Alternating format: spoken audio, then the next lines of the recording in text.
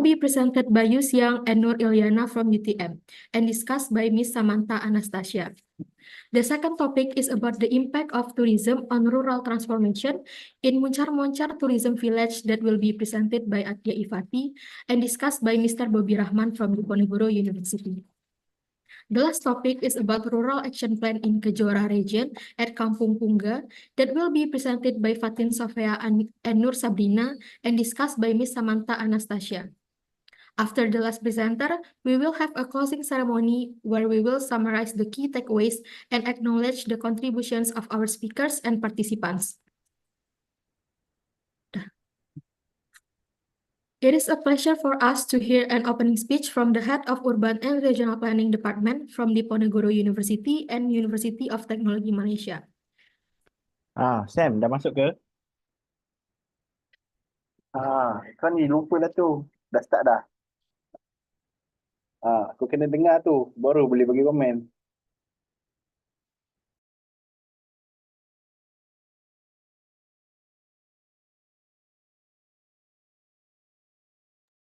First, we will hear an opening speech from the head of Urban and Regional Planning in UTM to Professor Madya Dr. Siti Hajar Misnan. The time is yours.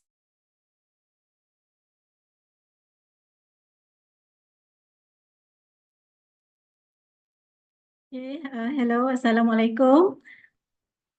Thank you very much. I hope that everyone can hear me clearly. Clear. Okay, thank you very much. Yeah, Assalamualaikum. Good afternoon, everyone. Good afternoon, Pak Holly. Yeah. And on behalf of the Department of Urban Regional Planning, University Technology Malaysia, I'm Dr. Siti Hajar Misnan. Would like to say congratulations for the today event on the International Joint Student Seminar for the Rural Development Case Study in Indonesia and Malaysia. I'm glad to be here today together with all of you, as I believe that today's session is the continuation from the previous one, previous semester, Pak Holly, and we already successfully have a good joint student seminar together with the previous student. And this semester, we continue together under the arrangement between Pak Holly and also Dr. Fadli. I been informed that there will be 42 students from UTM and also a few students from Indonesia, around 18 students from Indonesia that joined this session. And I hope that the Today International Joint Student Seminar will going smoothly. We will happily to listen to the findings from the case study in Indonesia and students from Malaysia.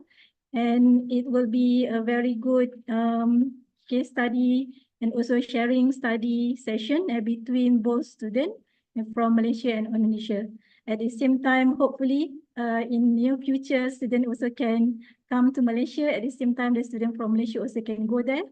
And it's a good session for both Indonesian and Malaysian students. So from us in the UTM, I wish all students for a great discussion and presentation and for today International Joint Student Seminar related to rural development case study in Indonesia and Malaysia. Okay, back to you, Ms. Mutia.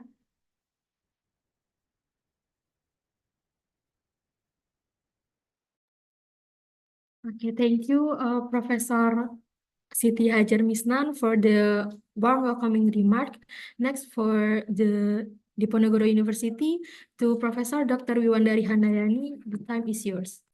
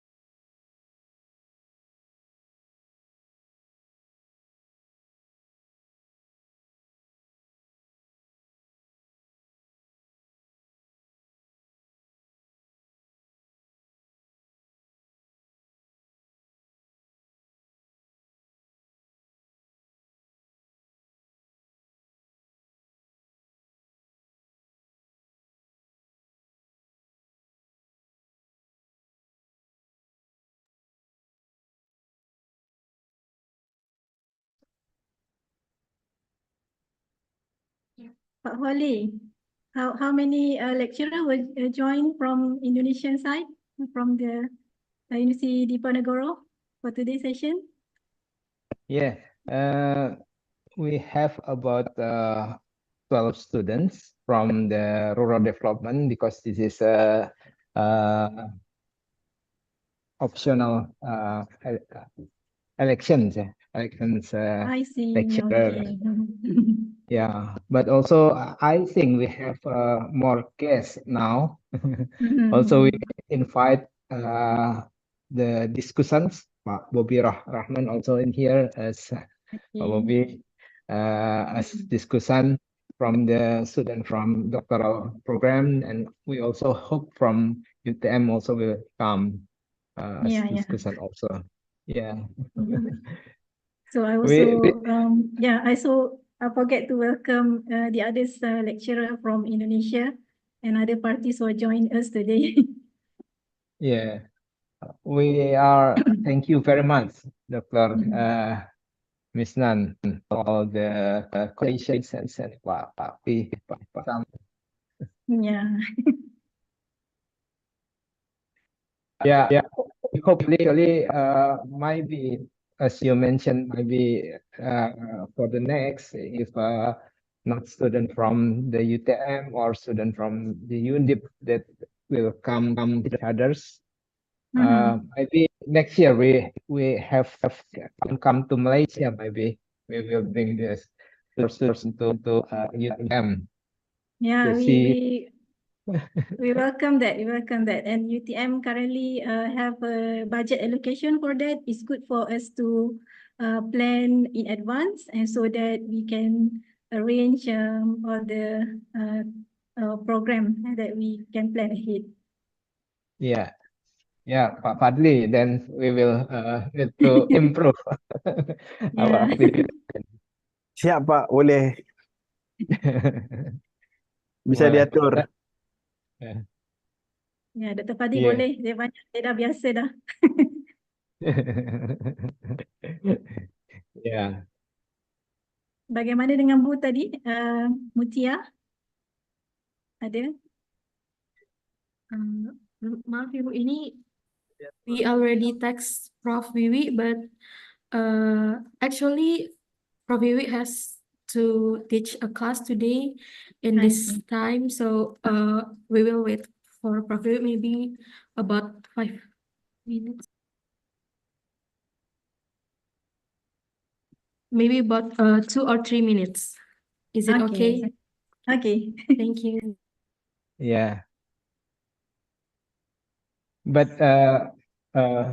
Dr. Misnan, how do you think about our activity in these collaborations in the context of UTM lecture?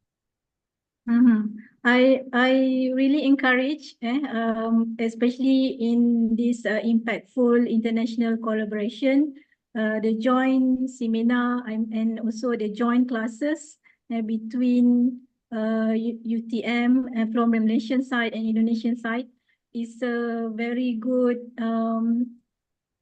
engagement and also sharing session, a good experiential learning to the student because they are very young as the student are in the second year.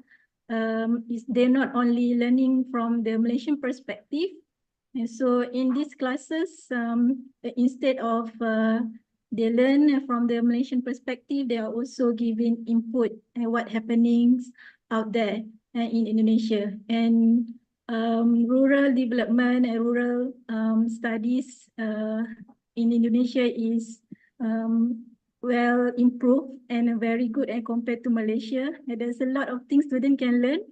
And at the same time, students from Indonesia also can see what currently happen in Malaysia.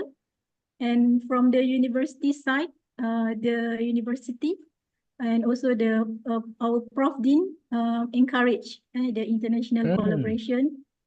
And as I mentioned just now, the university currently also offering budget for inbound and outbound international visit. and so that we can discuss further in future. And how about you, Prof. Holly? Is there anything maybe we can discuss from your side about this event? Yeah. Actually, also same, Dr. Ramisdan, that actually in UNDIP, we also talk about this in the department level and also in faculty level, that actually it is a new experience for the students, especially the undergraduate students, then when they have joined all together, not just looks like one direction lecture, but also we mix the group for the assignments together to have discussions each other in order to synthesize or analyze the activity in one group. Is I think this is a new experience for all our students and also maybe also the UTM students. So it looks like one class, one group. Yeah. Yes. I heard think that it is from the beginning, the student quite quiet and shy, but after second session, third session, everyone enjoy the discussion, and I can't wait for their presentation today. And yeah, actually, to all the students, yeah, we are a little bit sorry that we Pak Hisam, Pak Fahimi quite push you to make the assignment together just in half an hours to have presentations. Then, but I think it will be good experience to all of you to work together. Yeah, I very appreciate to all of you. Yeah, I don't know who Prof already come or not. Yeah, maybe we can continue as maybe I can represent from the Department of Urban and Regional Planning, Diponegoro University.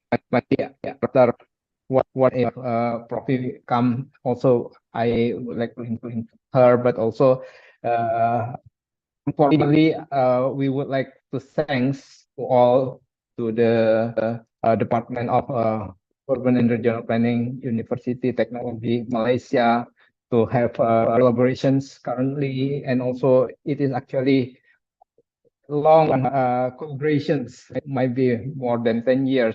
We are already start to work together in 2010, maybe with Prof Ibrahim, and now it is make us have more experience on this, and we also have visiting each others to Malaysia and Indonesia. So I think it is all the potential to us to use this platform and experience to improve our and continue the collaborations. I think that's all for the first. Thank you very much, Dr. Misnan, Dr. Sam, and Dr. Fadli, and also all the guests that come to join to us. It is currently we have about 93 participants, so it means we have many guests now. Thank you very much. Assalamualaikum warahmatullahi wabarakatuh. Thank you, Dr. Holly Winawijaya, for the welcoming remark. Now it is time for the main session. I will hand it over this lecture to Nur Farah Syuhada as the moderator for the first topic. Please welcome Nur Farah Syuhada. The time is yours.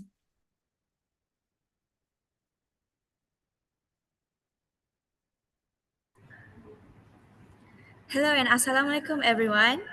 Thank you Mutiara Aisyah. My name is Farah Syuhada and I will be one of the moderators for this wonderful seminar this evening.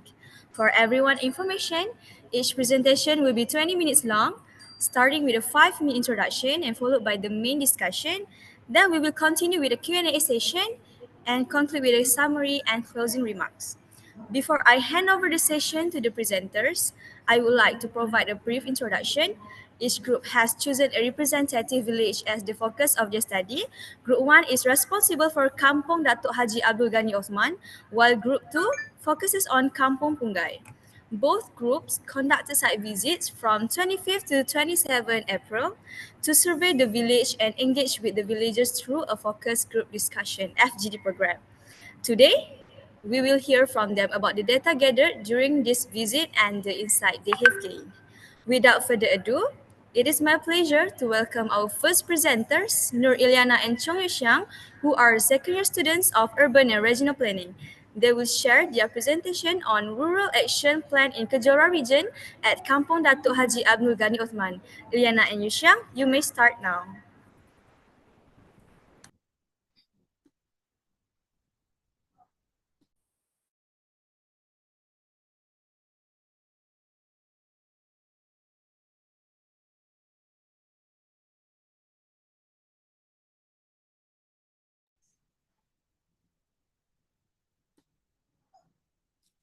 Thank you very much to our beautiful moderator. Assalamualaikum and good afternoon to respected lecturers, academics and fellow students. Thank you for being here today. My name is Nur Ilyana, student of Urban and Regional Planning from University Technology Malaysia.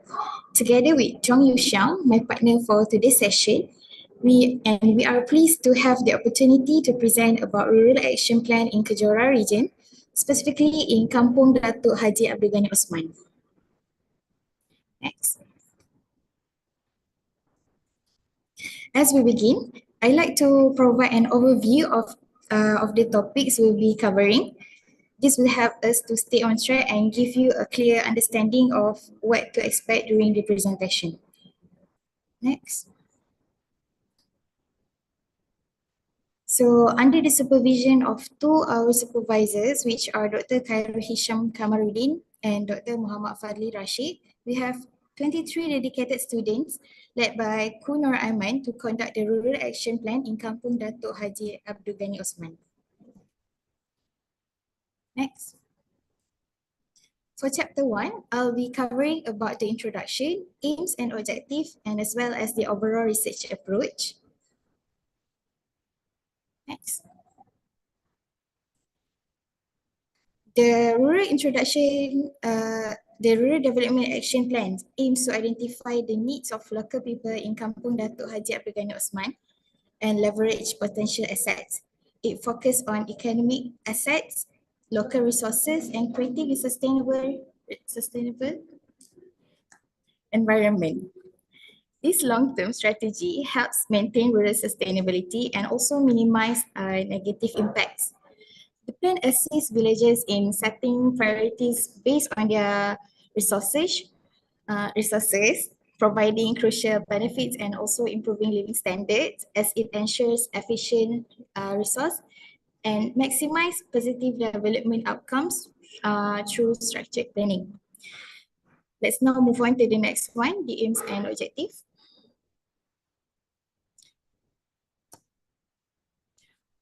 For the aims, firstly, we try to understand the daily life. So we explore the daily life of the villagers, which focusing on their social, cultural aspects and occupations. Secondly, the development proposal. We will propose the development to improve infrastructure, health and education for the villagers. And the economic opportunities. We identify potential economic opportunities in sectors like tourism and fishing in Kampung Datuk Haji Abdul Ghani Osman. And for the objective, firstly is the village profile. We identify the village profile, including its location, demographics, jurisdiction, and available assets in Kampung Datuk Haji Abdul Ghani Osman. We will assess the development potential in various sectors such as fisheries, tourism, business, and infrastructure. We also develop programs that promote social interaction and solidarity among the rural residents. Next, the research approach in the Development Action Plan is divided into 3 stages. The first one is preliminary research through secondary data information. We aim to understand the background, issues and the needs of the study area, identify the stakeholders who need to be involved in the study development and the action plan. Our information collection will be guided by national, state and local policies and strategies. Second, for field research, discussion and analysis, our approach involves data collection such as field studies, including focus group discussion, FGD, questionnaires and observations, analysis, like identifying issues, challenges and opportunity from the collected data, and combining data analysis result with information from literature review and secondary sources. The third one is production of Rural Action Plan Report. Our steps involve proposal presentation, presenting proposal with programs details, involve agencies and management strategies for implementation, action plan formulation, formulating an action plan with clear objective, strategies and actionable steps, and development action plan, preparing the final draft of the development action plan based on the analysis conducted. So for chapter 2, we'll be moving on. Next one. Okay, for the village history, on 1941, during the Japanese colonial period, the Japanese army ordered the cultivation of cassava and sweet potatoes in the area that now houses the village. And then on 1945, after the Japanese army left Malaya, the cultivated land was repurposed as a new settlement area. And on 1952, the Bauxite Enterprise Company initiated mining and heavy industrial activities, leading to the relocation of many residents to a new settlement called Kampung Baru. So in 1969, initially inhabited by around 30 villages, Kampung Baru saw significant increase in population due to its fertile land attracting more migrants. So in 2007, the Kampung Baru was officially renamed Kampung Datuk Haji Abdul Ghani Osman. And this brief journey through history provides insight into the transformation of Kampung Datuk Haji Abdul Ghani Osman from its origin to its present identity. Next. Okay, for the village access and accessibility, the village profile outlines Kampung Datuk Haji Abdul Ghani Osman's background, including location, demographic, jurisdiction, and available assets. Located in Mukim Pantai Timur, daerah Kota Tinggi, it is by far 104 km from Johor Bahru, and the site area is 304.12 hectare. Next. For the village and administrative structure, it consists of 13 members, and the village representative is Encik Muhammad Noor bin Jamil.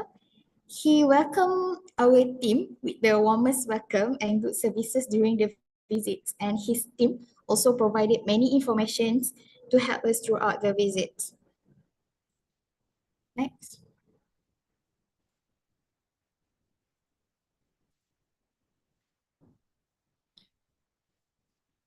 Next is demography of Kampung Datuk Haji Abdul Ghani Osman. This section provides an overview of the demographics Kampung Datuk Haji Abdul Ghani Osman, including the population size, composition based on gender, age, special groups, and economic status. So as you can see, there are a total of 947 population with 341 groups of family members, and we identified that there are more than 90% of the population in the kampung are Malay people. Next. Next is the current population distribution by age in Kampung Datuk Haji Abdul Ghani Osman. The graph below illustrates the age distribution in the current population, classified according to demographic data from Kampung Datuk Haji Abdul Ghani Osman. And we can say that the highest group are the 20 to 40 years old group.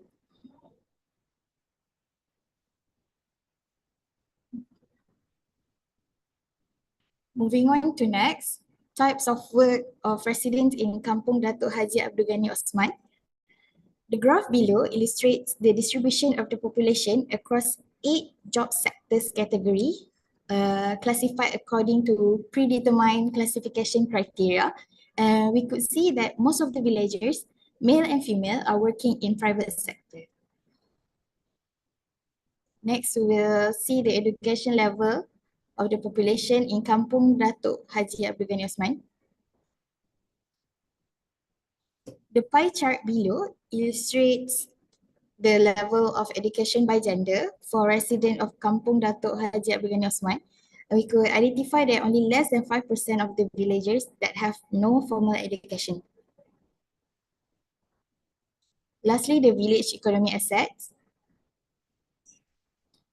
For fishery and business, their lobster and shrimp farming serve as valuable assets and resources in Kampung Datuk Abdul Ghani Osman, primarily contributing to the local economy through aquaculture activities. Next, and there are many other assets there is in the village, such as the Balai Raya, mosque and telecommunication tower. And next we will continue the presentation with chapter 3 and chapter 4 that will be presented by Chong Yuxiang.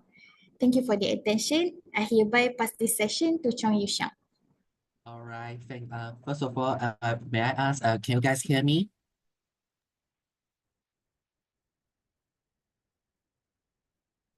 Okay.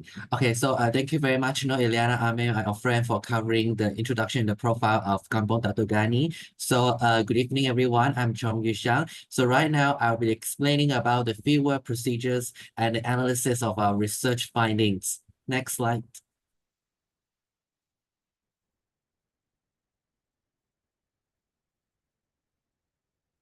Okay, so so we carry out to collect the data and as well as gather the surveys. We have conducted a focus group discussions, which is known as FGD.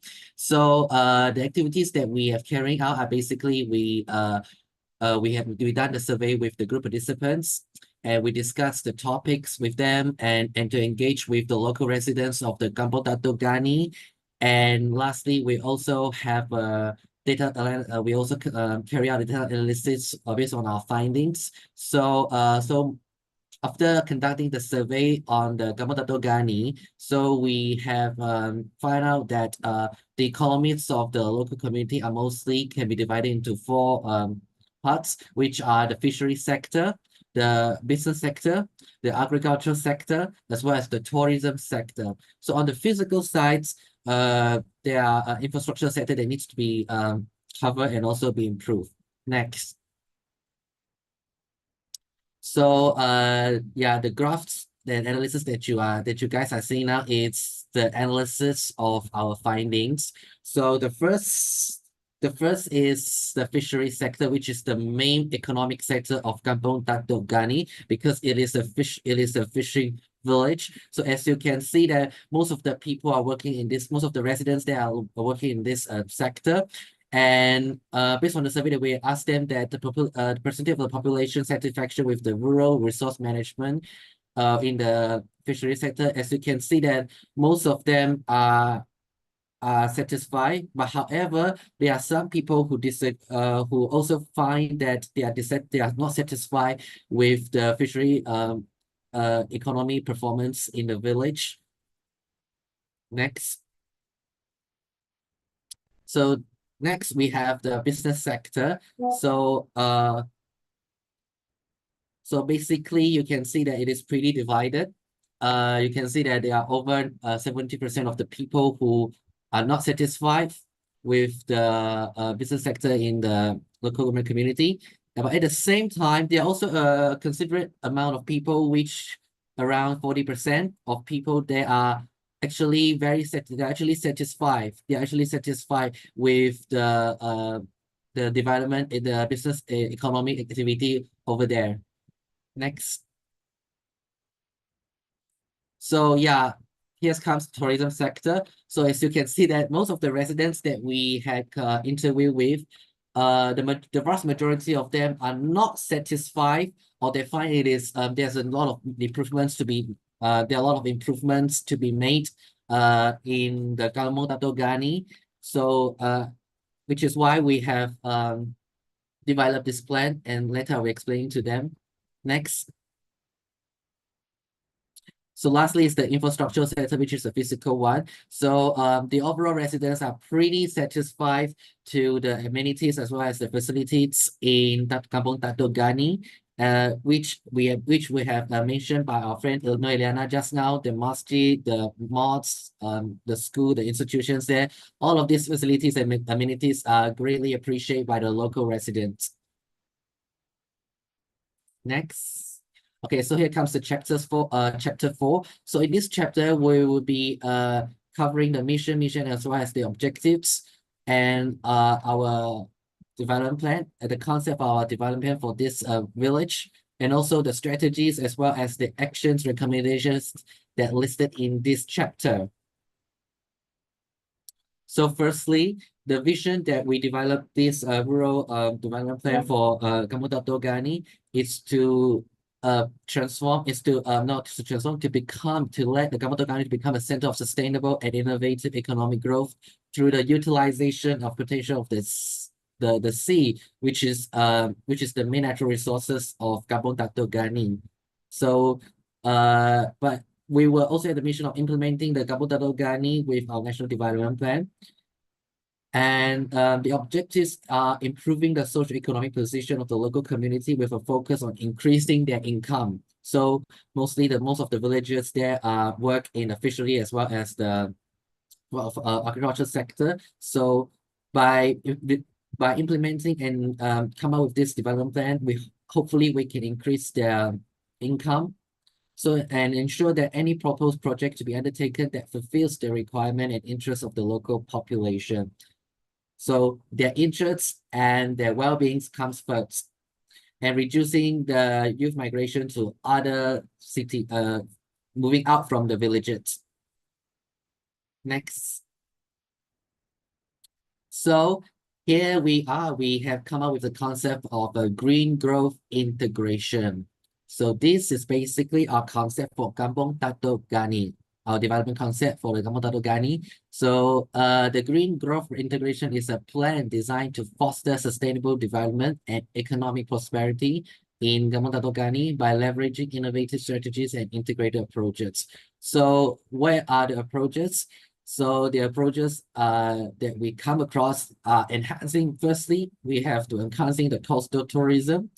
As you know, that Kampung Dato' Gani is a fishing village, so it has a huge potential in terms of the coastal tourism. And second, improve the local fishery, which means that in terms of the facilities and as well as the technology and so on. And third, integrated development source of food. As we all know, as my friend and I have previously mentioned, that one of the assets of Kampung Dato' Gani is the lobster resources. It's the lobsters. It has a really unique and rich resource on the lobster. So we hope that this will become the main attraction of the village, and empowering the rural futures. And lastly, building a sustainable livelihoods for the local rural prosperity. Next slide. Okay, so firstly, in terms of our enhancing the coastal tourism, which is why we have come up with a project called Seafront Serenity Project. So this project is aimed at improving the effectiveness of entertainment and recreation while fully appreciating the beach beauties. So as you can see, the project includes common activities like swimming, water sports.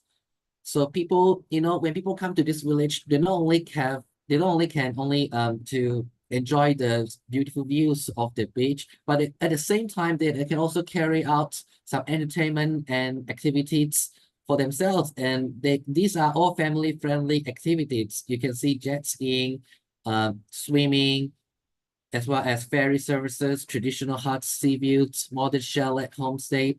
Okay, as I mentioned earlier, most of the local residents as well as the travelers, the tourists from from the other places, when they come to this kampong, they are not really satisfied with the tourism facilities there.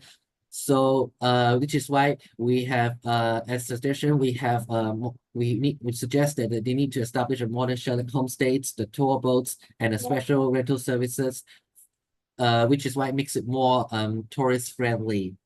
So by having these projects, it encourages local economic development. It creates a new business opportunities for the local vendors and increasing the community income, which is aims of our development project, and developing the tourism business. After all, increase the total of the tourists for the village. Next.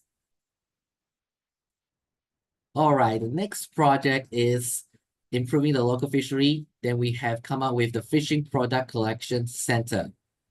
So this strategy is a facility that designed to collect and store and handle the from the fishing activities that the fishermen they catch from their daily routine. So this will largely improve their productivity. And lastly, it will increase their incomes, because once they increase their fishing productivity and they were able to sell more to the market, then at the end it will increase their it will increase their incomes as well. Next. The third project is the Rural Integrated Livestock Project. So this project includes infrastructure support as well as utilizing the smart technology for the livestock monitoring, management, and stable electrical system for the livestock operation. So this is no more, as we say, no more to the traditional manual livestock operations. These we're utilizing the modern technology in order to enhance the operations of the farmers in the village. Next. And empowering the rural, speaking of empowering the rural futures, we think it is necessary for us to establish a mini rural transformation center, which is known as RTC. So this center plays a role that as an administrative center that support by village business activities, which can promote the economic development in Kampung Datuk Gani of Man. So this includes a production center, an exhibition and sales center, administrative center, support facilities, and community space to enhance their marketing skills and community development in the handicraft and village produce business sector. So by having this rural transformation center, all the local handmade handcrafts products can be sold to the tourists or people from other places. So this will reflect the local identity of the Kampung Datuk Gani of Man. So if they sell crafts like fishery or seeds, and certainly it will increase their identity for the for people from other places. Next. So lastly, as some authorities will be introducing some rural economic empowerment program to the local vendors. And these programs components include business management program, training and sales techniques, product quality management training, and financial management training. So by introducing this program to the local vendors, they will gain much knowledge on how to do business, how to sell their products, how to create their own brands for people, for those who are visiting the village. Next.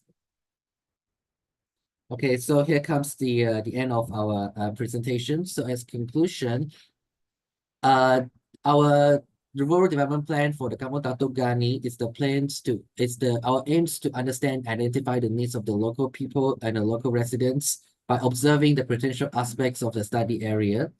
By doing that, we focuses on their economic assets, the local resources, and building a sustainable environment while developing it for economic gains. So, and this plan plays a crucial role in helping the villagers to set their priorities based on the existing resources that they have and provide a crucial benefits to the rural development, and lastly, improve the living standards of the local residents. So, we we attempt to maximize and prioritize the development with a positive impact by implementing structured planning that enables the efficient, which means that we utilize all the resources they have that are available in the Gabon Dato' Gani Othman there, and ensure the development meets the targeted outcomes that we set in our rural development project. Thank you very much. Thank you very much. Thank you, Ilyana and Yuxiang, for your insightful presentation. We will now proceed to our next session, which is discussion with our guests, Samantha and Natasha, who is a student of Doctor of Philosophy in Urban and Regional Planning, University Technology Malaysia. Samantha, you are welcome to start the discussion. Can you all hear me? Please answer. Can you guys hear me? Tak berapa dengar, Sam. Kena kuat sikit. Hello? Hello? Dengar tak? Dengar. Thank you for the presenter from the UTM student. So I'm the student from PhD student from UTM, taking interest for the rural development also. So for this session, here I would like to give perspective opinion. Congratulations to UTM representative students here. So manage done this rural action plan of the region, which is the Kampung Dato' find really nice presentation and graphics. And the content is also there with links to the issue and also the solution here. I would like to highlight some maybe some improvement ideas about this presentation earlier about the rural action. Maybe like if you guys talking about the economy or tourism, it would be better if you also see the bigger context, like the transportation or accessibility to the rural area. And also, if you talk about the economy, of course, you must know the target market, like the scale you target to international market or local until a region or else. Since we are talking about the sustainable development in rural area, and I think that the improvement that you can guys see since Kampung Dato' Haji Abdul Ghani Othman actually have some potential to be exporting, and also the fishery can be much more bigger since we have the lobster and fisheries and so on. So hope you guys can highlight the accessibility, maybe the port, or maybe if you're talking about the tourism, how the tourists can get to the rural area. I think that's all from me. Thank you.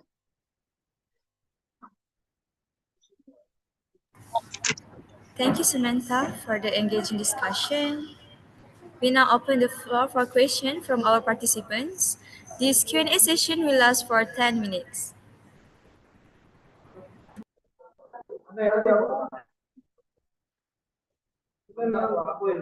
I have one question. My name is Muhammad Shafiqandan Raziz. What are the key challenges and opportunities identified in the economic sector in Kampung Ghani Osman? Kampung Haji Abdul Ghani Osman.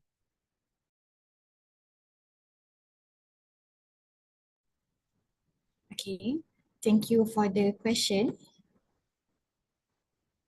So in Kampung Dato' Abdul Haji Ghani Osman, the community grapples with significant challenges, notably the scarcity of job openings and the dearth of adequate training opportunity for small and medium enterprises, also known as SMEs. However, amidst these challenges lies a silver lining of promising opportunities.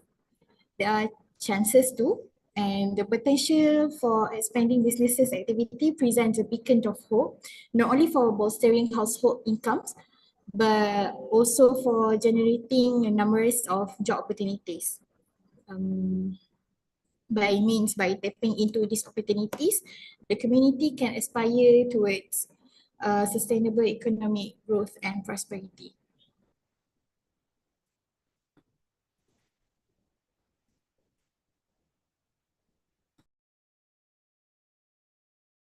I hope that answered the question.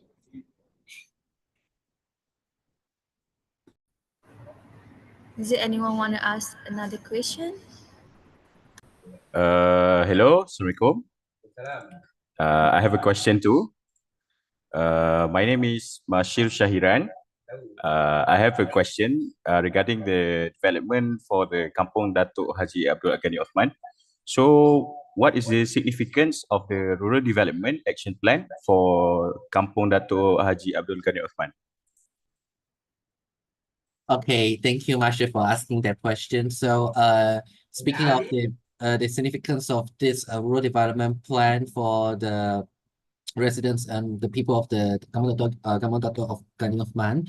So it is that this plan will demonstrate a crucial role in enhancing and strengthening the villages by setting out the priorities and a direction based on the existing resources and based on the resources that they have, provide a crucial benefits to the local to the village development plan, to the village development, and it would, and lastly, it would improve the living standards of the local residents. As we say, the way you want to improve the standard of the quality of their living is to improve their income, is to increase their incomes while they can stick to their traditional occupation. So which is why that the tourism sector as well as the fishery sector is the main sectors that we need to highlight, because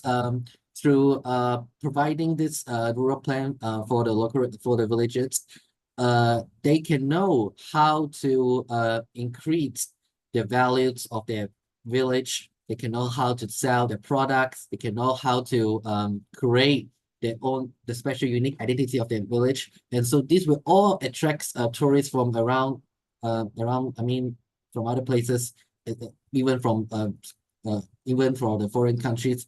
So yeah, so as a result, this will increase their income. Yeah, they will be better paid. They will be, and lastly, they will lead to a better life. Hope I answer your question. All right. Does anyone want to ask question?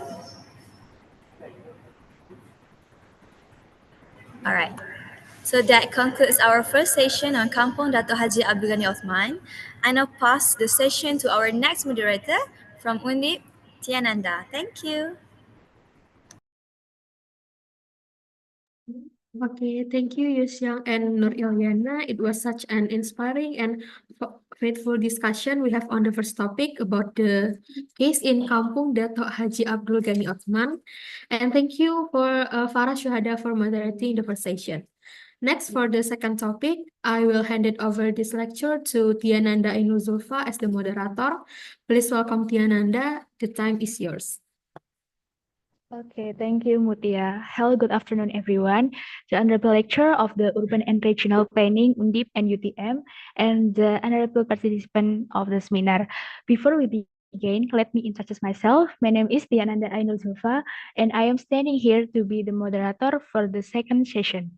I am very grateful to be here and greeting all of the participants, and I hope all of you are still getting interested in this second session.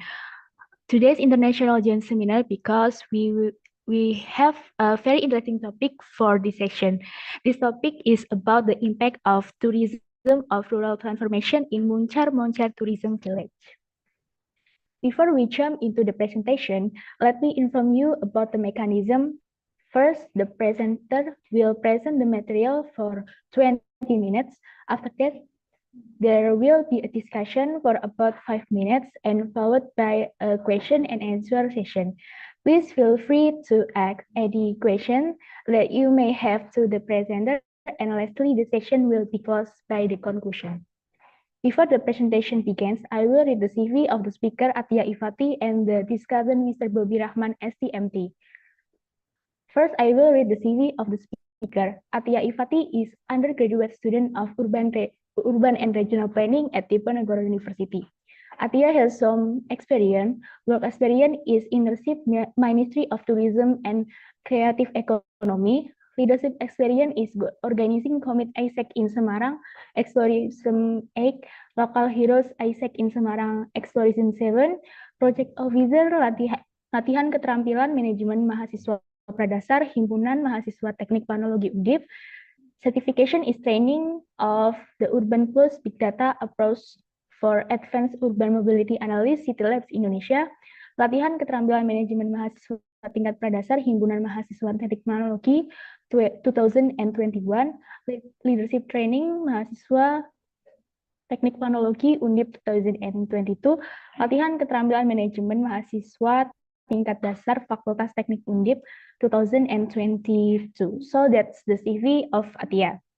Next, I will read Mr. Bobby's CV. Mr. Bobby Rahman, STMT, was born in Sampit, 16 June. Mr. Bobby has studied at Sultan Agung Islamic University with a Bachelor of Urban and Regional Planning and a Master of Urban and Regional Development at Diponegoro University. Mr. Bobby has many activities such as teaching staff at Program Urban and Regional Planning at Sultan Agung Islamic University Semarang, worked as Secretary of Urban and Regional Planning Study Program at Sultan Agung Islamic University, working at CV Sentra Utama Konsulindo to the Division of Spatial Planning Work, member of the Semarang Regency Spatial Planning Forum Team. Okay, that was the CV from our presenter and discuss. So, ladies and gentlemen, please welcome Atia Ifati and Mr. Bobby Rahman, STMT. Hello, Atia Ifati. Okay, hello Tia. Okay, so without any further ado, I would like to welcome Atia Ifati to deliver her presentation. Atia Ifati, the time is yours.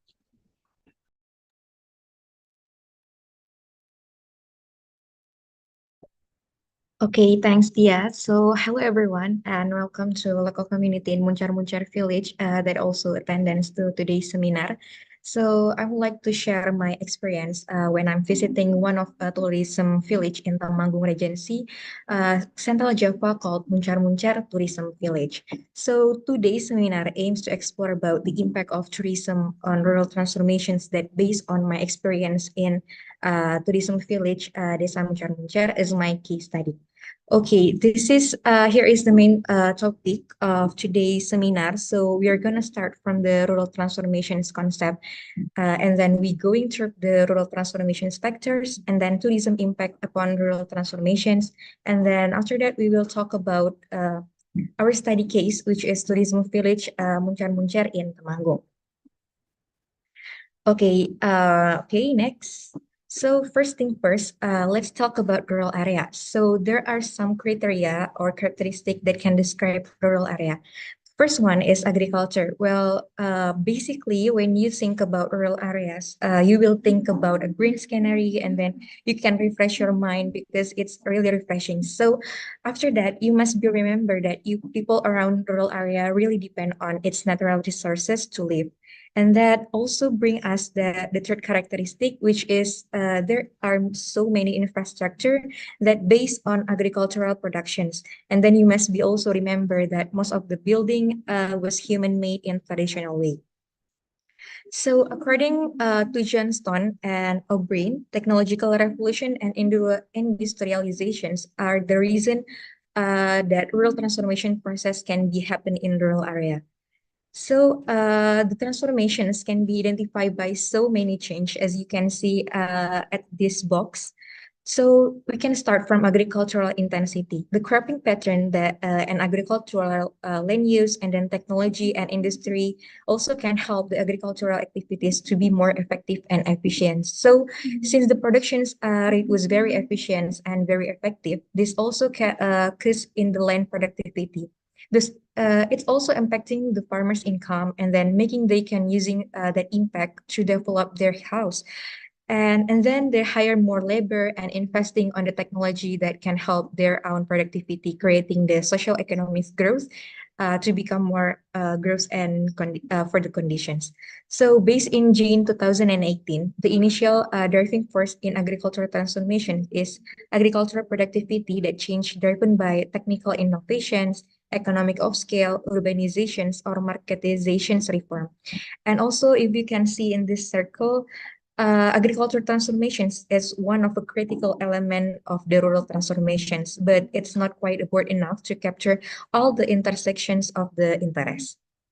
Okay, next.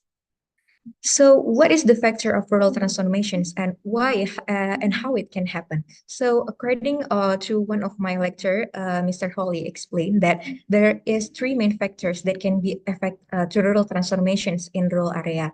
So the first one is physical transformations.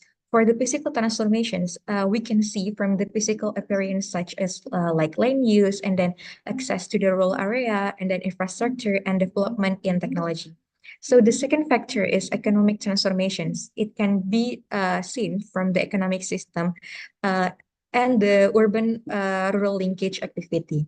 And the last factor is social transformations. It is about the development in the people of the rural areas, such as like the social system and the value of the village community. Okay, next. So what is connections between tourism and rural areas? So next. According to several journals, tourism plays a key role that make a big impact for economic growth in rural areas. And also the tourism, this tourism become one of a popular choice for many developing countries to drive the urbanizations. Because these tourism activities also can make several positive impact on rural areas, as I mentioned, as mentioned in this graphic here.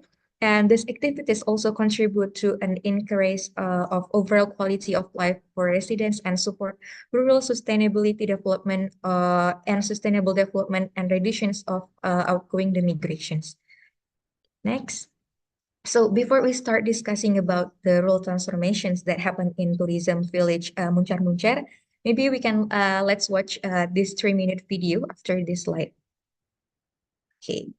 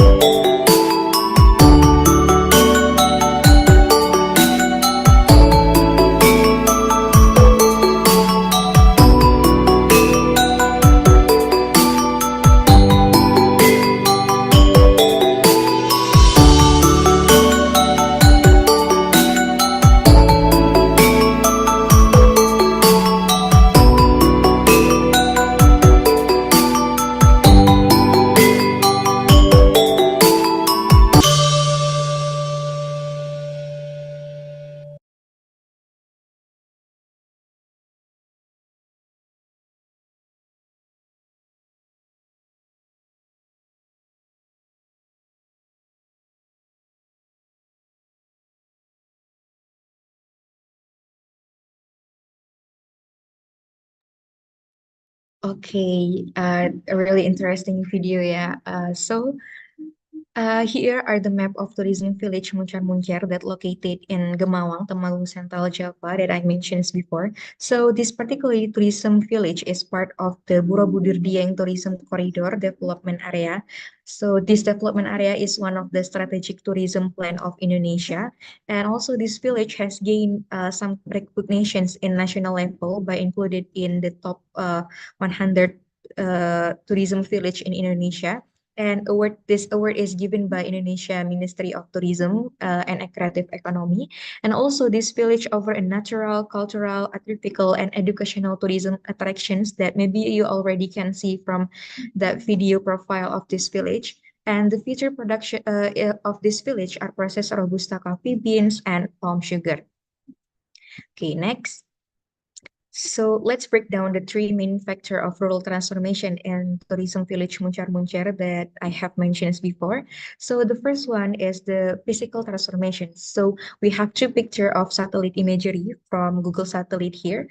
From what we can see that there may be only a slight difference from 2006 and 2022, but maybe we can let's see a little deeper in the next slide.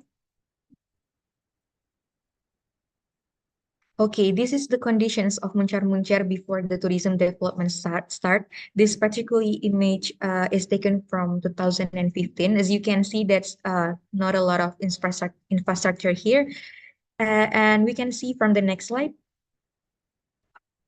We can see the difference from the photo in 2021. We can see that there is so many physical transformations that happen in this village. It's more like infrastructure that happen to help the tourism develop. Okay, next. So this is some recap when me and my friends visit tourism village Muncar. Maybe you can see this is 1 minute video.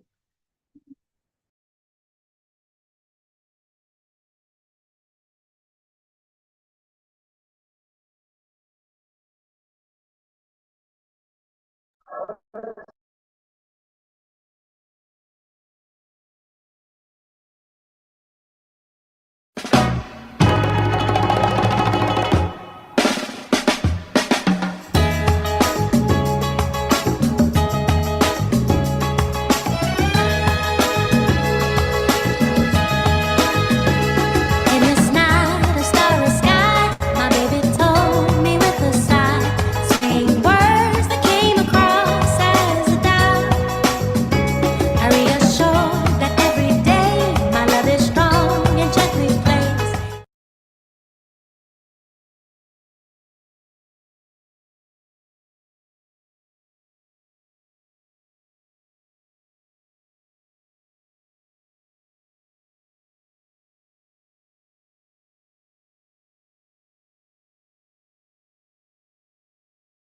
Okay, maybe you can see that a short recap video from me and my friends when we are going to this village. Okay, let's talk about the social transformation in this village. So just like the rural area characteristic that mentioned before, this village has farming as the main activities. So some young local communities, often maybe called Karang Taruna, realize that their village have a talents potency, but having a very small recognitions even on the regency level. So they making a movement to improving the mindset of Muncar people, and this particularly movement focus on how to improve the quality of life and economic growth through the tourism development. And also this local community have Koksam I having an Astra Indonesia to include Muncar as one of Kampung Basari program that developed in rural area. So until today, the impact of social transformations can be seen as the residents have the opportunity to empower themselves by processing village future productions. Okay, next.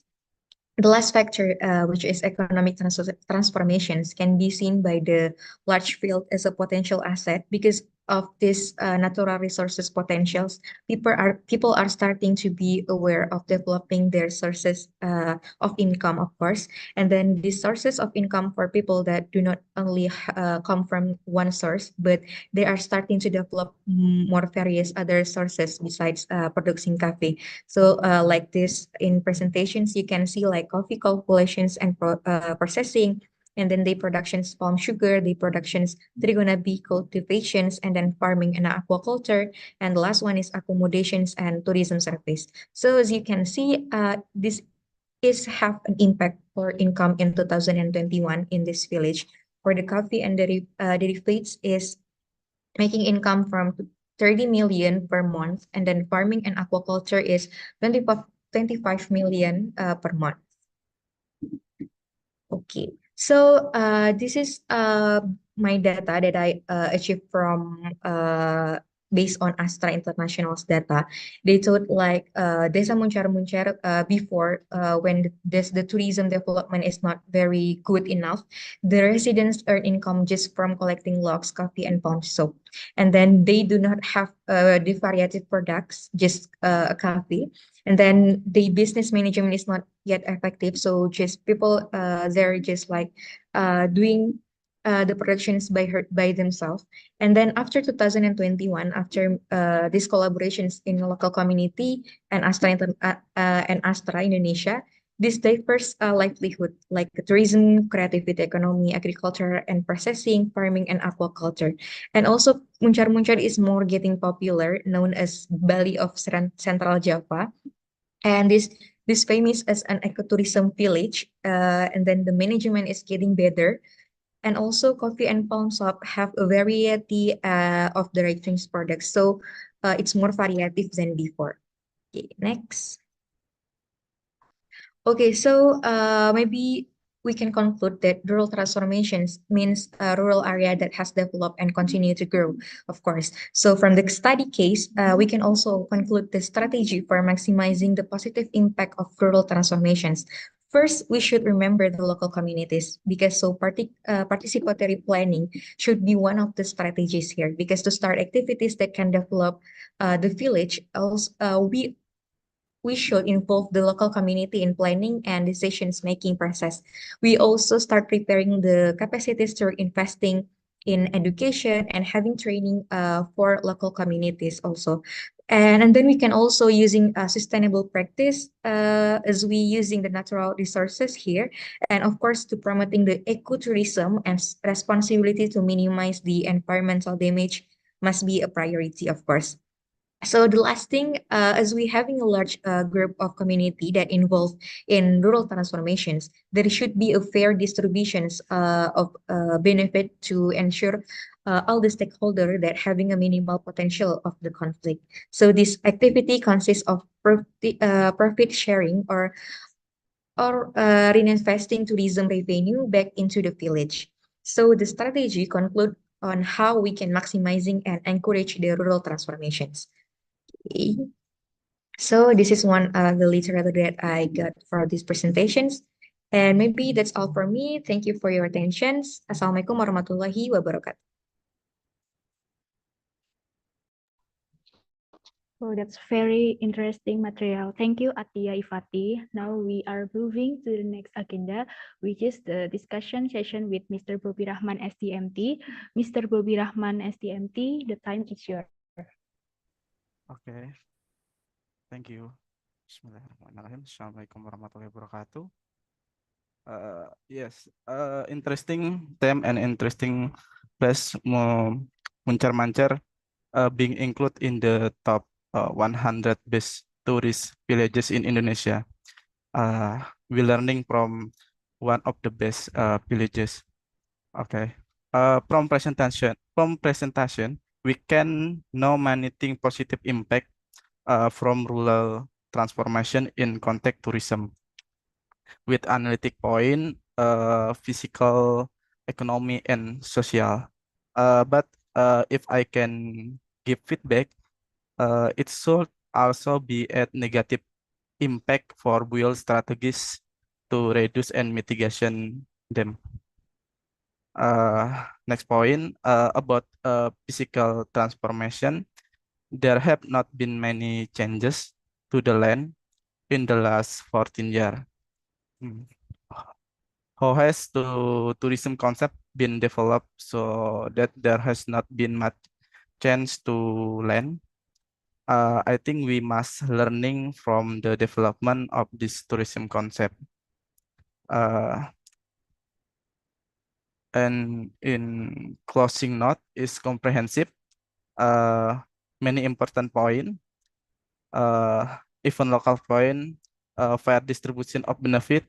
It's a very sensitive problem in village Indonesia, and maybe you can consider something related to discussion lifestyle change, because interaction with tourism can change the lifestyle and value of the local community, something leading to more customized behavior. But overall, good job for this report. Thank you. All right, thank you, Mr. Bobi Rahman. Please, Atia, to respond from Mr. Bobi Rahman. Okay, thank you, Mr. Bobby, for the input and for the suggestion for these presentations today. Maybe I want to tell to other people too that this development of Muncar Tourism Village use the very environmental friendly principles, so they didn't have changed too much in terms in the physical. Yeah, maybe we can see in my presentations that the physical transformation is not very big change from 2015, because this concept developing Muncar is more focused on rebranding their superior products like coffee and palm sugar, so they not change anything in that village. Okay, maybe that's all from me. Thank you, Mr. Bobby. Okay. Enough from me. Okay, the next session is question and answer. If you have any question, please feel free to ask by raising your hand, and don't forget to state your name before you ask. Okay. Hi. My name is Muhammad Syah Wafi from UTM, from Kampung Gani. Okay. I have a question. The rural transformation in Munkar village, which has brought about a significant change, has undoubtedly been facilitated by the involvement of various stakeholders, including the government. So the question is, what is the concrete role of the government in this village transformation? That's all. Okay, thank you, Wafik. All right, please, Mr. Bobby or Atia, to answer the question from Wafik. Okay, thank you, Tia. Thank you, Wafik, for the questions. So maybe I will answering these questions, and maybe Mr. Bobby can complete this answer. So of course, the government has a very big role, yeah, in the change of experience by the village of Muncar itself, because namely starting from the creations of a creativist in which is the letter regarding Muncar can bring this tourism to the potential stage, of course, because apart from that, the government also helps with funding and facilities and helps with the productions promotions. Apart from that, there is also BUMDes, namely helping Muncar village with UMKM, we call, by facilitating UMKM actors in the form of providing like shop houses for day to productions or branding their product. And then BUMDes also helps rebranding the product to make them more attractive to other people, because maybe every village have their like productions coffee, but what is the difference this coffee of Muncar with with another bean coffee from another village? So they branding to become more attractive on the market. Thank you.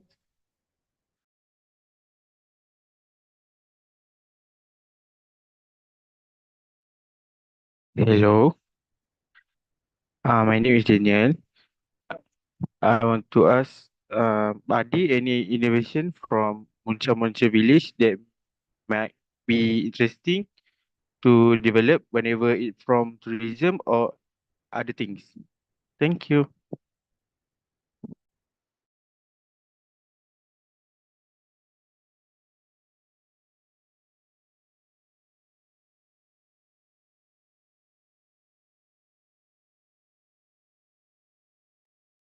Atia, please to respond the question. Okay, thank you for the questions, Daniel. So, based on our interview with Muncar Muncar team during our visit last week, we found some interesting things that are good to develop in this village. So, such as like developing renewable energy. Currently, there are already solar panels used in two point in this village, which are operated by a special village team. And also, we think this is interesting things to support, and it needs full of support from both of the government and the NGO. So the development of renewable energy is this village can encourage Muncar Muncar village towards an environmental friendly tourism village. So they can stay on ecotourism to branding and to develop the tourism in this village. Thank you.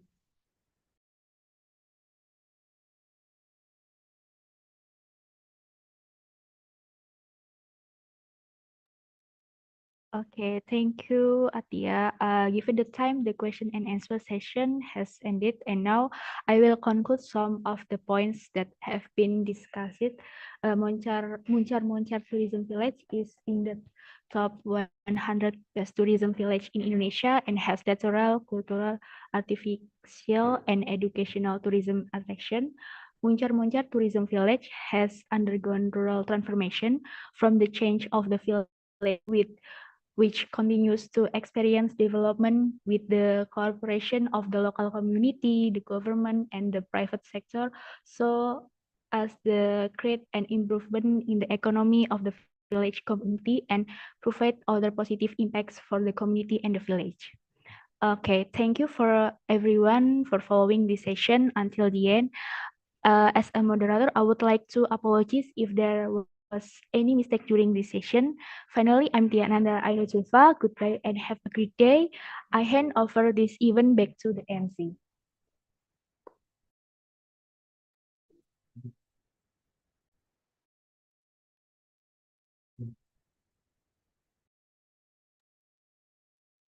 Thank you, Tiananda, for moderating the second session.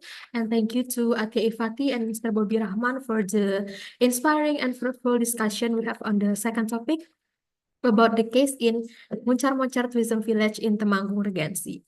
Next, for the last topic, I will hand it over this lecture to Farah Syuhada again as the moderator. Please welcome Farah Syuhada. The time is yours. Thank you, Mutia. Right, so now we return to our final presentation of this seminar, which is the Rural Action Plan in Kejora region at Kampung Pungai. This presentation will be conducted by Nur Fatin Sofia and Nur Sabrina, who are also second year student of Urban and Regional Planning. Fatin and Sabrina, you may begin. Hello, Assalamualaikum. Thank you, Farah Syuhada, for the introduction. So my name is Nur Sabrina and my fellow presenter is Nur Fatin Sofia. So we will be presenting our case study, which is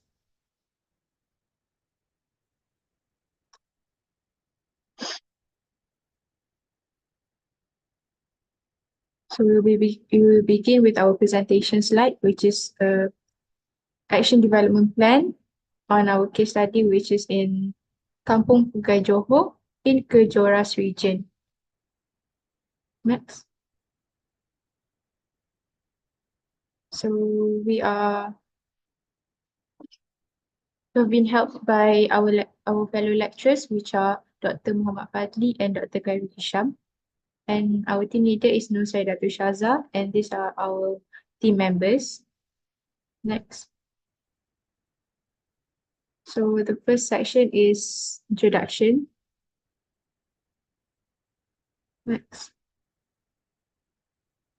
So for the introduction, the preparation of the Kampung Punggay Development Action Plan report aims to empower the social, economic, and physical development of the village through the identification of issues, problems, and potential found in Kampung Punggay.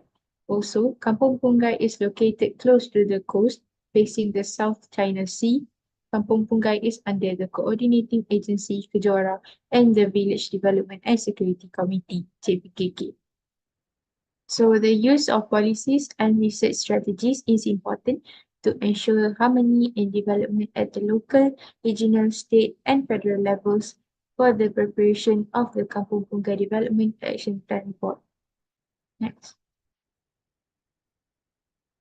So for the goals and objectives, our goal is to provide insights on community development, such as infrastructure, health, and education, as well as helping to identify opportunities and potential for economic development in sectors of fisheries and tourism in Kampung Punggay.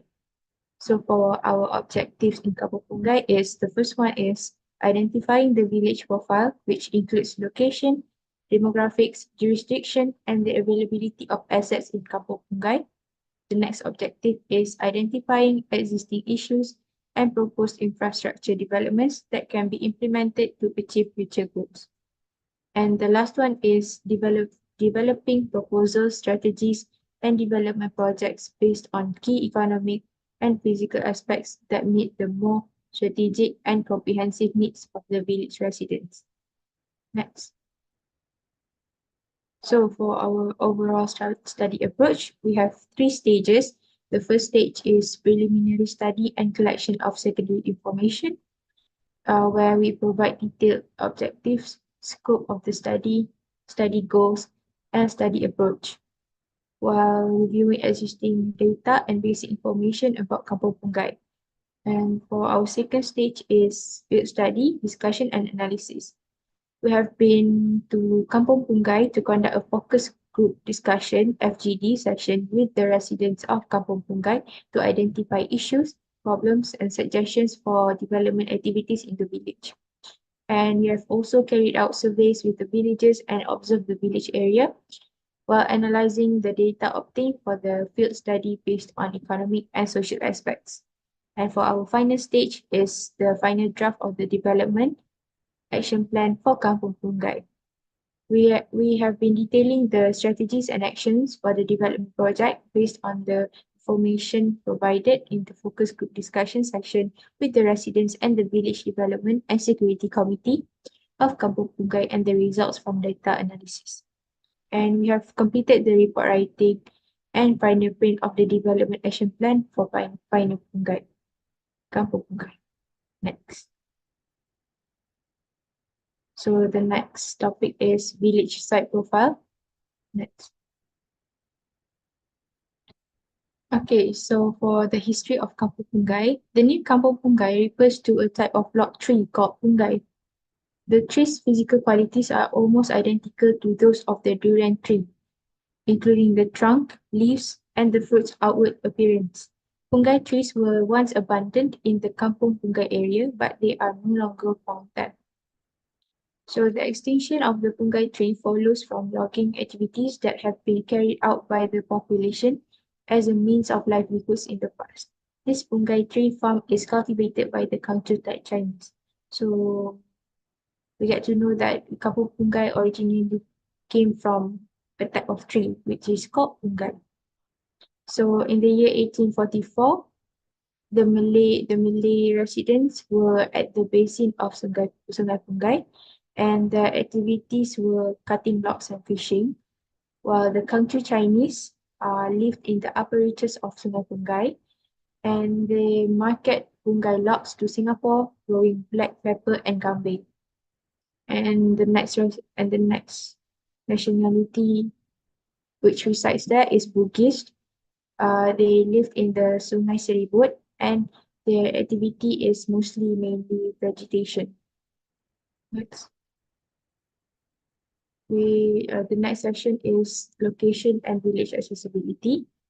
The name of the village is Kampung Pungai, and which resides in the sub-district of East Coast, and it is in the district of Kota Tinggi, and it is under the region of Kejora, instead of Johor, and the category of this village is basically a fishing village. Next. These are the village administrative structure. The chairman of the village is Isam bin Haji Noh, where we call them Tok Sham, and the secretary is Nur Shamini binti Muhammad Saha. And these are all the JPKK that is involved in Kampung Pungai. Next. Okay, so we'll be looking at the residents demographic. So for the current population by gender, there are a total of 621 population numbers of residents in Kampung Pungai, and there are at least 148 family numbers in Kampung Pungai, where the women covers 280 and the men covers 341. So the next one is population distribution by age category. We can see that the number age range of 20 until 40 is the most in Kampung Pungai. And the next one is education level. There are only two types of education facilities provided in Kampung Pungai, which are Sekolah Rendah Kebangsaan and Sekolah Rendah Jenis Kebangsaan Cina for Malay and Chinese. But there are only one student from Kampung Pungai that goes to Sekolah Rendah Jenis Kebangsaan Cina. And the next one is type of occupation. We can see that there are several types of occupation, which are government officer, entrepreneur, village work, retiree, private worker, fisherman, and housewife. Next. So for our village asset and resources, the main resources is sea as one of the most valuable assets to Kampung Pungai. The economy of Kampung Pungai residents is more focused on the fishing sector and the business sector of the campsite. So they are basically campsites by the sea and along the sea sections. The sea becomes a source of income for farmers to do fishing, fishermen to do fishing activities, and the sea is also one of the natural attractions for tourists to enjoy the beauty of nature. Next. Okay, Assalamualaikum. Okay, Assalamualaikum warahmatullahi wabarakatuh. My name is Nur Fatin Sofia binti Muhammad Fizal, and then I will continue to present our analysis of this study. Next. So this is our strategic framework. So the first one is analysis and findings of the study. So we use a focus group discussion method. And the second one is respondent demographic profile. So there are 40 respondent from our survey. And the third one is types of analysis. So there are three types of analysis. The first one is focus group discussion analysis. The second one is analysis of the questionnaire. And the last one is analysis of the observations. Next. Okay, from the focus group discussion, we have a SWOT analysis. So the first one is a strength. So there are many accommodations options for the tourists. So with these various choices for accommodations, tourists can select to their own preference in order for recreation at that area. So the second one is various skill courses are offered to increase the employment opportunity for the residents. So these skill courses are provided to train these residents in order to have like more employment opportunities. And the third one is abundant fishing resources. Then we move on to opportunities.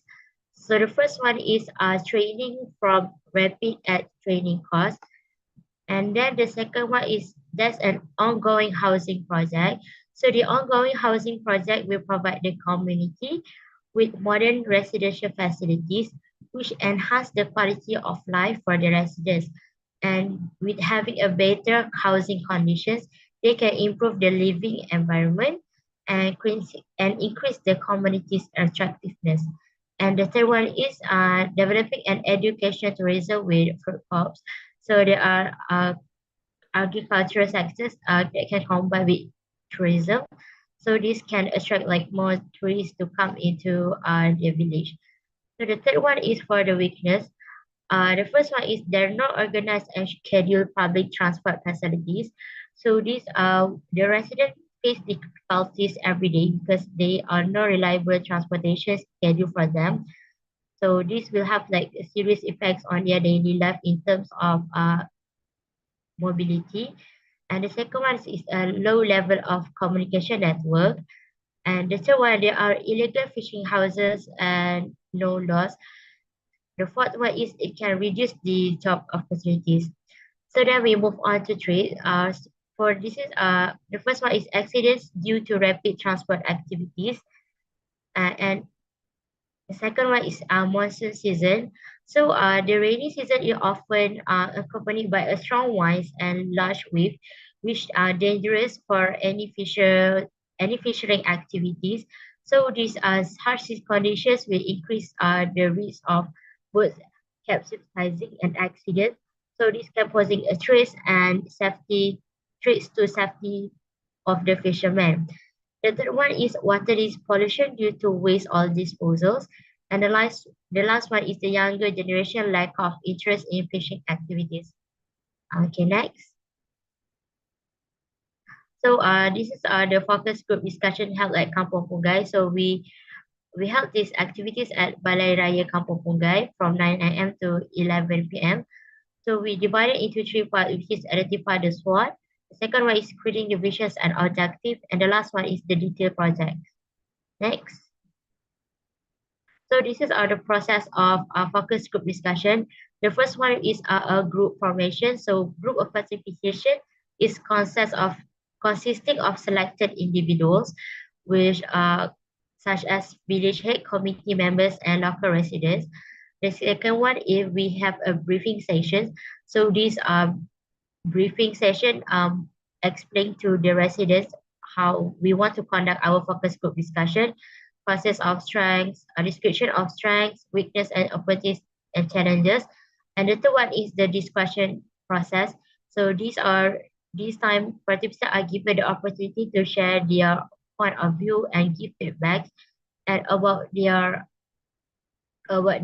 economic activity at the kampung. And the fourth one is closing. So the analysis involves several things such as identify strength, weakness, opportunity, and challenges in Kampung Pungai from the discussion. Okay, next. Okay, so these are the demographic profile of responder from our survey. There are 40 respondents, and as we can see, there are 30% from the age from 13 to 23, and our responding mostly aging from 30 to 78. Okay, next. So in our 40 group and responder, all our responder are Malay and Islam. Okay, next. So based on this chart, so we can see that the most of the residents in Kampung Pungai are from the first generations, which is a total of 70 respondents. And the population status are more than half are the original population. They are one of the native residents at the study area. Okay, next. Okay, for the education status, okay, most of the respondents have continued their study until secondary schools, and they not further their studies because they choose to work in the village, whether they have a self-employed or continue the legacy of the family business.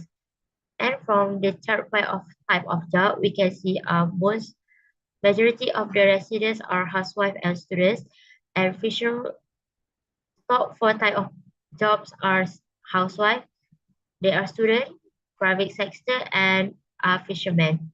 Okay, next. So household income, majority of the respondents has no income, which consists of 21 people. And for the marriage status, Among the highest marital status, they are married, which are equivalent to 52.5%. Okay, next. So this is the analysis of our observation on infrastructure and utilities. So Kampung Pungai has a main road, a bridge, a jetty, and 82 street lights, and they are needed in improvement in water resource management to enhance their quality of life. Okay, next. So these are the inventory of the buildings and structures. So the village shows potential in tourism and fishing, but there still requires improvement in facilities in abandoned buildings and infrastructure. Okay, next. So so we can see from the natural resource, there are issues from our inventory. So the first the issue is the Pungai beach in front of the Pungai arcade is dirty due to a large amount of rubbish. Okay, next. So we move on to topic 4, which is direction, concept, and strategy.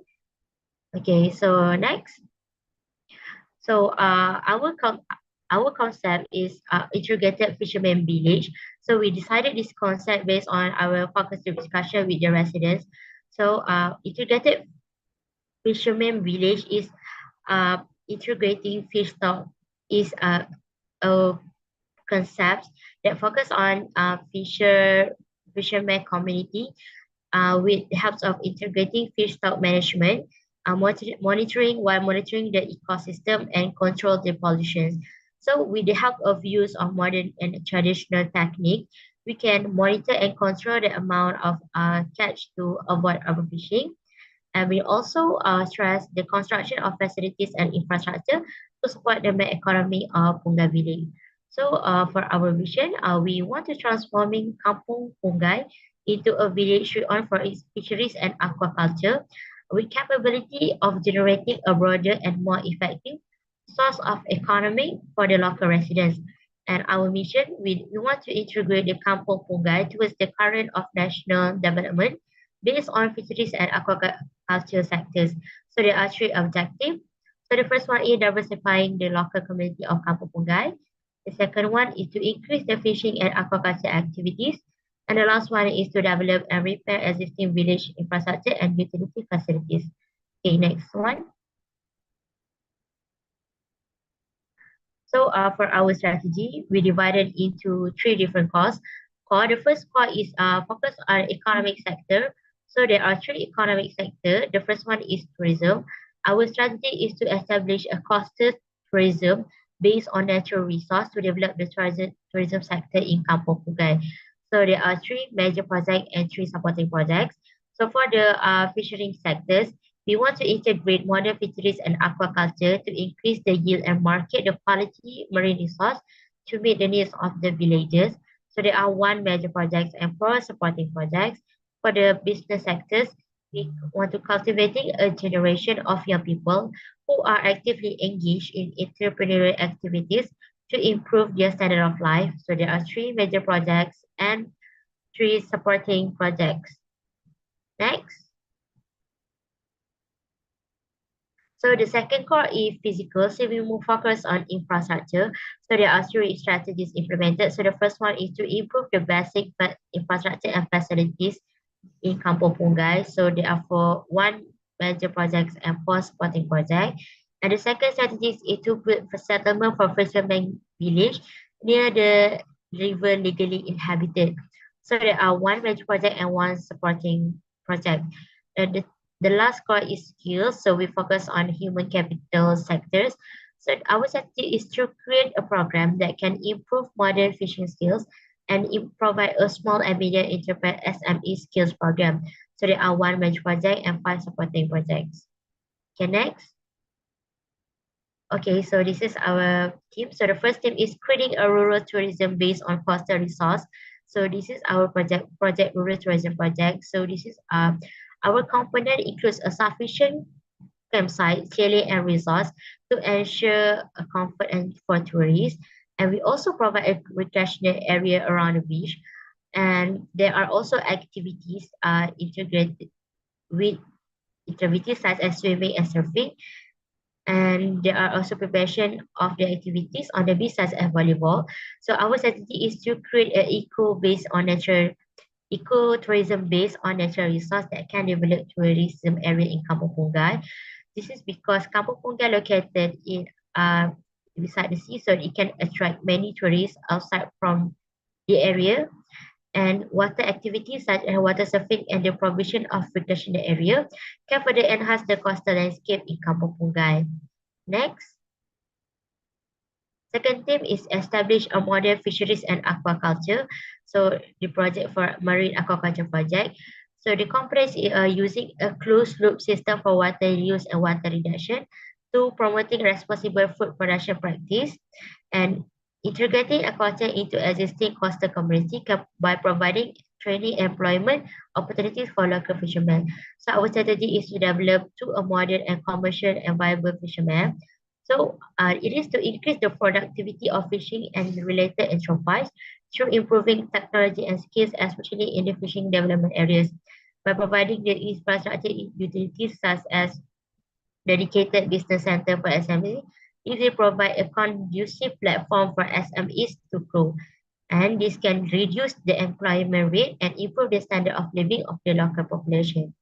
So next. For Team 3 is cultivating business activities as a new career by building a facilities for small and medium enterprise project. So we want to implement mixed development for SMEs in Kampung Pungai and the use of high-tech equipment and machine to increase the productivity of small and medium enterprise project. So we want to encourage more young people who actively carry out business activities to improve living standards. And this is to improve skills and facilities and also to increase the productivity for SME product. This also can increase the employment quality for the residents of Kampung Pungai while improve the standard living of people in Kampung Pungai. Okay, next. The fourth tip is upgrading the infrastructure facilities. So there are mini library and village internet center project. So this is to provide a good facilities including internet network, disk, share computer servers and routers as well as printers and scanners by providing a variety of reading materials such as books, journals, magazines, and annual newspapers. So our strategy is improving the infrastructure and utility facilities in Kampung Pungai. So the village internet center facilities are a necessity for students or children and to compete for a better village infrastructure. This allows the local communities to access the current information and online education resource, especially e-learning and learning reference material that are not physically available in Kampung Pungai. It will enable local residents to explore more on business opportunities such as online platform, Shopee, Lazada, and so on to expand the SME product market. Next. So for the last tip, to develop a skilled village community. So we have project modern entrepreneurship and animal husbandry training and skill program.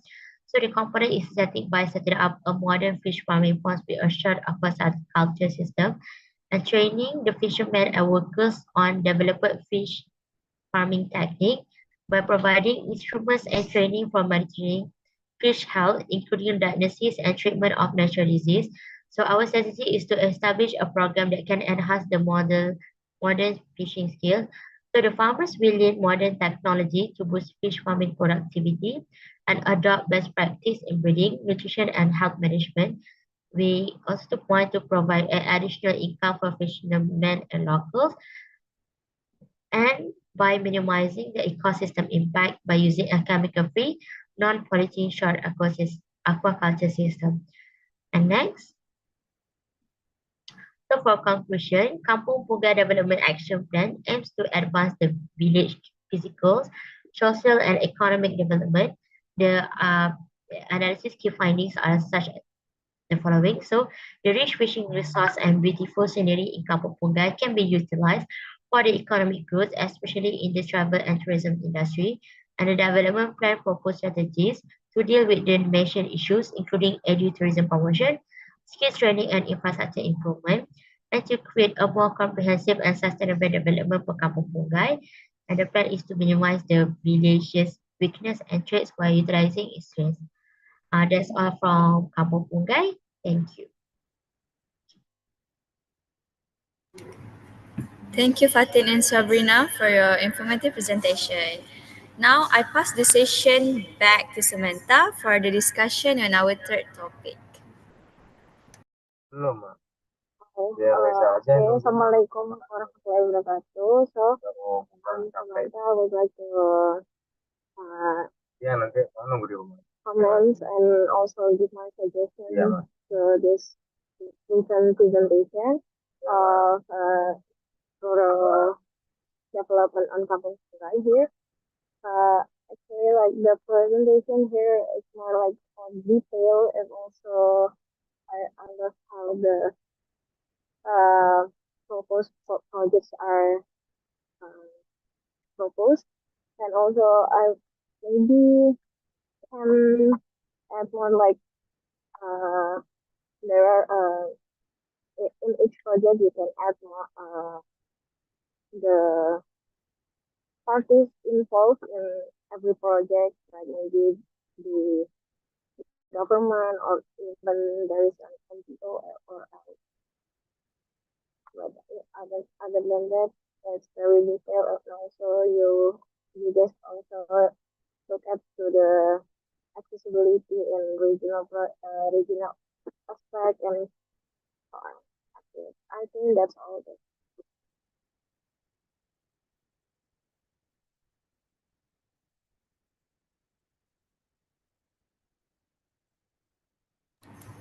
Thank you, Samantha, for the discussion. We will now conclude this presentation with a Q&A session. I invite all participants to ask any question you may have to the presenters. I would like to remind again, this session will last for 10 minutes.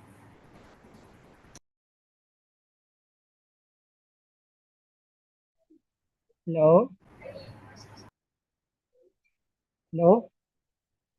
All right. Assalamualaikum and good evening, everyone. My name is Muhammad Manaikal, and I'm student from UTM The Home.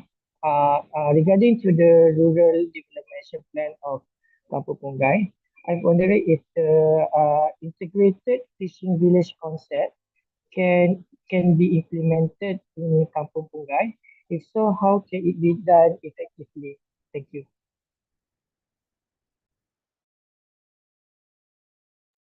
Okay, thank you, Iman, for the question. So, yes, the integrated fishing village KNV concept can be implemented in Kampung Pungai through a structured approach. The development of basic infrastructure such as good piers and wharves, as well as cold storage facilities, is critical to increase the efficiency of logistics and storage of the catch. The use of modern technology in fishing activities, including fish population monitoring systems and sustainable fishing practices, can increase yields and maintain the sustainability of marine resources. So, education and training programs that focus on fishing technology, seafood processing, and environmental awareness can prepare fishermen with the necessary knowledge and skills. Strategic collaboration with the government, private sector, and NGOs, as well as active community involvement in project planning and implementation is essential to ensure financial, technical support, and local community acceptance. At the same time, we would like to make Kampung Pungai a tourism destination involving ecotourism based on natural resources and activities involving marine resources. So for our integrated fishing village concept, we have made it a concept from our field study and our observations in our FGD. So that's all from me. Thank you, Iman, for the question.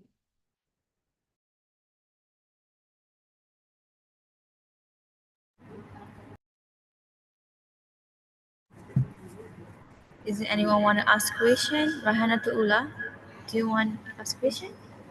Yes. Okay. My name is Hana.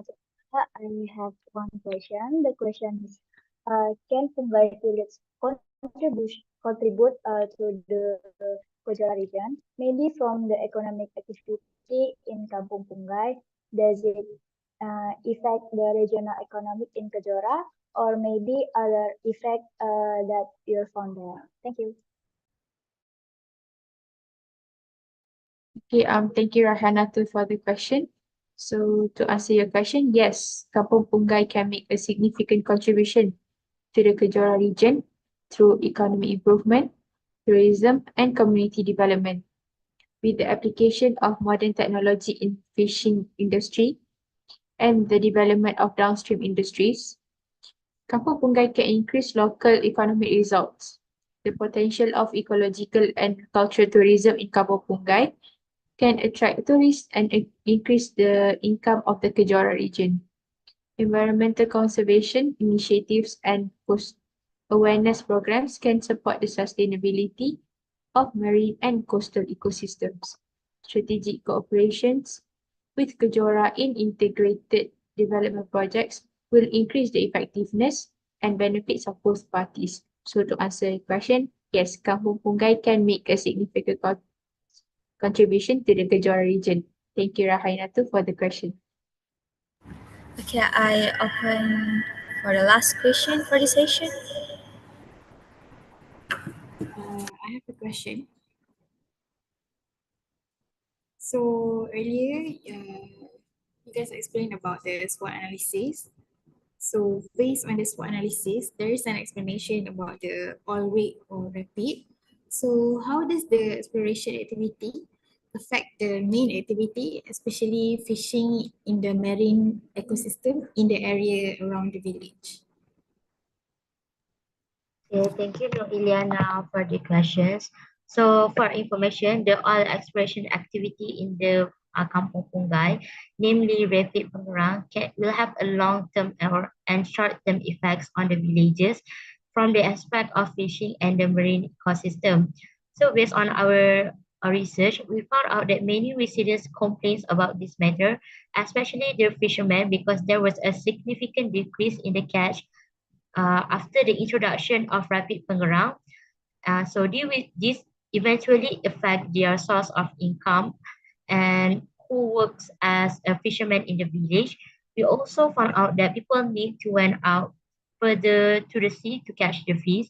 So this situation actually it affects heavily the fishing activities. That's all. All right, thank you, Fatin, Sabrina, and all the participants. And that's all from me as one of your moderators. And thank you very much for spending your time and lend me your ears. Now, I will pass the session back to our MC for today, Mutia. Thank you. Okay, thank you, Farah Syuhada, for moderating the last session. And thank you to Fatin, Sofia, and Nur Sabrina. It was such an inspiring and fruitful discussion we had on the last topic. Before we close this event, I would like to say thank you for the support from the Honorable Presenter and discussant, Mr. Bobby Rahman and Ms. Samantha Anastasia, also our lecturers, the Head of Urban and Regional Planning Department from UNDIP and UTM, and also the Muncar-Muncar team that also joined us in this meeting. It's been an honor to have been with us here this afternoon.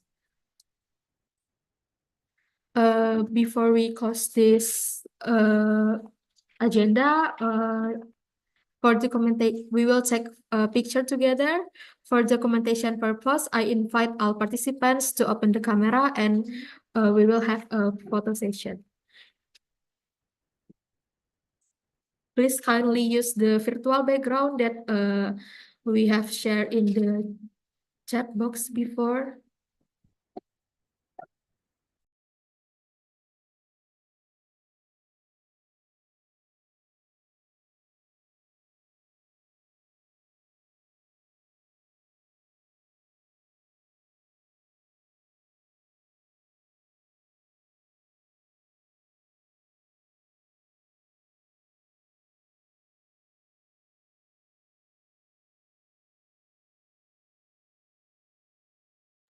Okay, since there is 4 pages here, I will take a screenshot from the first page.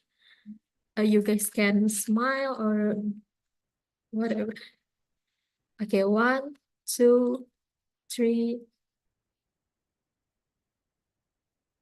Okay, for the next slide.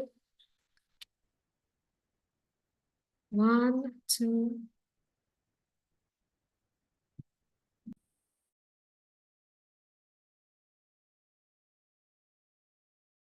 And for the third and fourth pages, maybe because there's no one turn on the camera, the technical team can screenshot.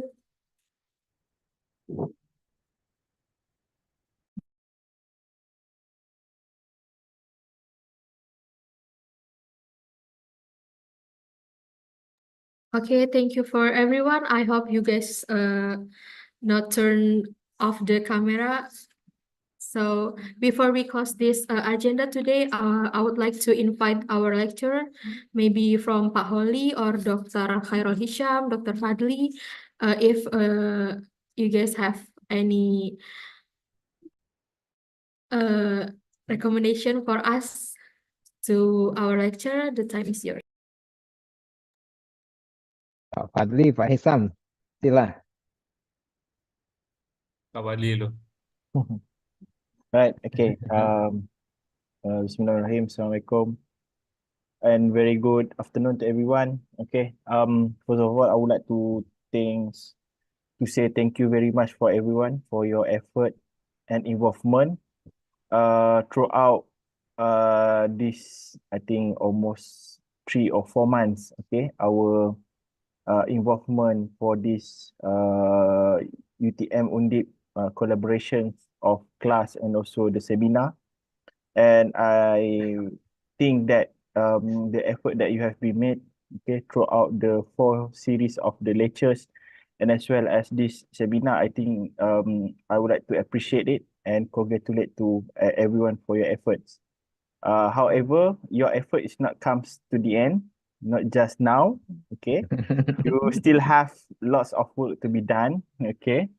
After this, because last night you just made it the program book, okay? But we will have another what you call proceedings, what you call as a proceedings, okay? That you need to make as well lah.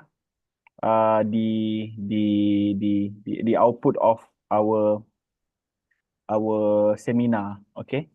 And as well as you cannot forget about your each of the university requirement on the assignments, okay? So good things is you don't have any presentations after this, okay? You can focus on your works to be done, especially your assignments that need to be submitted in the week number 15. And I think that for UNDIP, I think you already almost the end of the semesters, but for UTM, you have like almost 4 more weeks. And I do hope that please use this time lah for everyone to be used to for your improvement based on the comment by the discussions. Okay. Even though the comments, the discussions by the invited what do you call discussions, okay, Samantha and also from the UNDIP forgot the name is, okay. So but the thing is Pak Bobby. Pak Bobby, okay. So whatever the comment is, please take note about it, okay. Consider it as your comment for improvement, so that whatever what you have been done, that is your last output for a very good quality one for us to assess, right? And I don't want to comment about the details and so on, but after this, I think we can have improvements later by later during our session in the class, okay. But for now, please be happy. Congratulate for everyone for your efforts, for your presentations, and I do hope you have interest for this rural seminar and rural studies, so that you can be like, and also you can be Join aja. follows, okay, Boleh. throughout your studies for interest, Diundang for your oleh. interest for Boleh. rural studies later, okay. Maybe after this, like Pak Holi said in the earliest speach, that he might come to Malaysia. So we also might visit to Pak Oli, okay. Not Pak Oli lah, we might visit to the Pak Oli places lah, which is UNDIP. Okay, so I do hope that everyone still have your spirits, your commitments for this rural studies and also this subject. All right, thank you very much, everyone. Thank you, Pak Oli. Thank you, everyone. Assalamualaikum warahmatullahi wabarakatuh. Waalaikumsalam. Pak Hisam terus Bu Wiwit. Okay. Assalamualaikum warahmatullahi wabarakatuh. Thank you, Mutia. Thank you, Pak Oli and Dr. Fadli, Pak Iwan.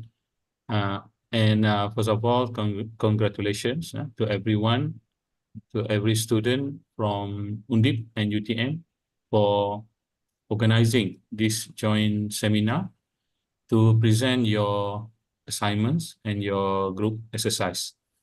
Okay, I think I will start with my comments on UTM's assignments.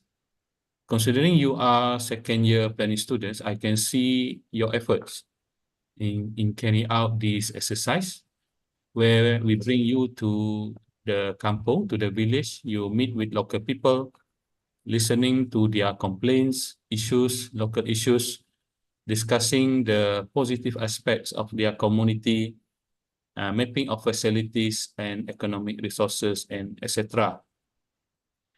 Since both groups from UTM are required to submit their final report, which is the Rural Action Plan report, and back to you have to return the report to the village committee for them to look into it.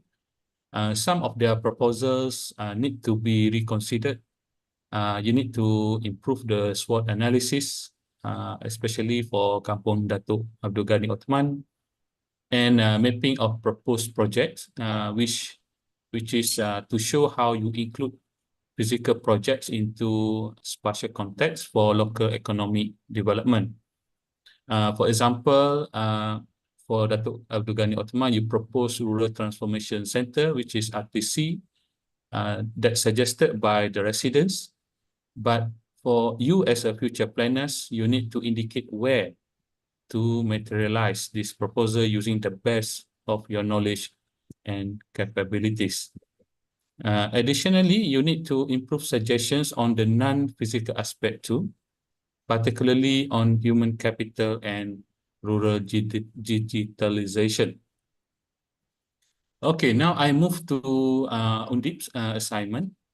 Okay, based on your presentation, I could say that rural resource management through rural tourism offers potential for local development. However, rural tourism can also be a panacea for communities because tourism is a volatile sector that can easily influenced by external changes such as pandemic, economic downturns, and changes in government and even government policies. And I think in the case of Munca, rural tourism can be seen as a double-edged sword, or in Malay we call it serampang dua mata.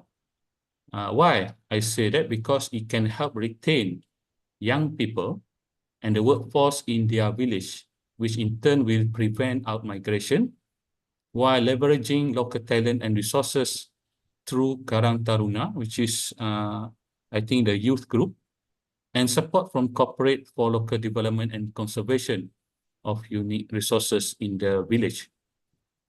And to conclude my feedback and reflections, I would like to stress that at UTM, we have carried out the assignment of formulating a rural action plan many times now. This is beneficial, at least from my personal point of view, as it exposes our students to actual engagement with local stakeholders at an early stage of their studies. So you are second year students. However, I look forward to expanding their horizons with other innovative approaches to rural development. This might include exploring the potential of livelihood analysis, livelihood assessment, rural resource management, or resilient rural community framework for their future assignments, or even the future assignment for this course, or even to plan a joint assignment in a more structured way. I think that's all from me. Again, congratulations again to all of our students from UTM and from UNDIP. I know we push you to prepare not only for the presentation, but also for organizing this joint seminar in a short time. I hope you find benefits from this joint lecture and seminar. Wassalamualaikum warahmatullahi wabarakatuh.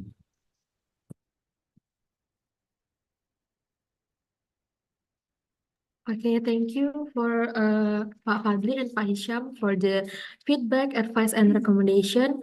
And before there will also be a closing speech from the head of Urban and Regional Planning Department from Diponegoro University, because Prof. Wiwandari could not give a speech at the beginning. So to Professor Wiwandari Handayani, the time is yours. Yeah, thank you, Mbak Andi. Can you hear my voice clearly? You can hear my voice, Mbak?